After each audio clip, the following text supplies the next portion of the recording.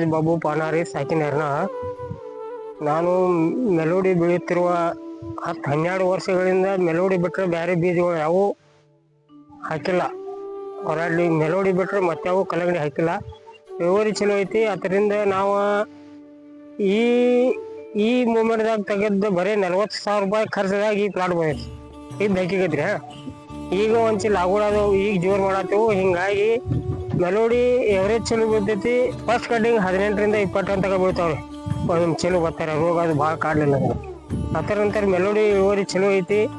First second ಕಾಯಿ 15-20 ದಿನದಾಗ setting ಆಗ್ತಾರೆ. ಇಳುವರಿ ಚಂದ ಬೀಳ್ತೈತಿ. ನಾವು ತಪ್ಪು ಏನ್ರಿ ಮಾಡಿದ್ರೆ ಇಳುವರಿ ಅಲ್ಲಿ ಸೆಟ್ಟಿಂಗ್ ಮುಂದೆ ಹೋತಪ್ಪ ಆದ್ರೆ ಇಳುವರಿ ಬೆಳಕ್ಕೆ ಒಂದಾರ ಲೇಟ್ ಆಯ್ತು. ಆದ ಕಾರಣ ಮೆಲೋಡಿ ಬೀಜ ಚಲೋ ಐತಿ. ಯಾರು ಹಾಕೋರಿ ಏನು ಅಭ್ಯಂತರ ಇಲ್ಲ, ಹಾಕ್ಬೋದು. ಫಯಾಜ್ ಬಾಬು ಪಾನಾರಿ ಸಾಕಿನೇರ್ನ, ತಾಲೂಕಾ ಹುಕ್ಕೇರಿ, ಜಿಲ್ಲಾ ಬೆಳಗಾವಿ. ನಾವು ಮೆಲೋಡಿ ಬಗ್ಗೆ ನೀವು ಯಾವಾಗ ಬೇಕಾದಾಗ ಸರ್ವಜ್ಞ ಕೇಳ್ರಿ, ನನಗೆ ಫೋನ್ ಹತ್ತಿರಿ. 9686673700.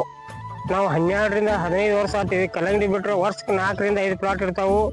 5 ಎಕರೆ 6 ಎಕರೆ ವರ್ಷ ಇರತೈತಿ. ನಿಮ್ಗೆ ಏನು ತಿಳಿಲಿಲ್ಲ ಅಂದ್ರೆ ನಮಗೆ ಫೋನ್ ಹಚ್ಚಿ ಕೇಳ್ಬೋದು.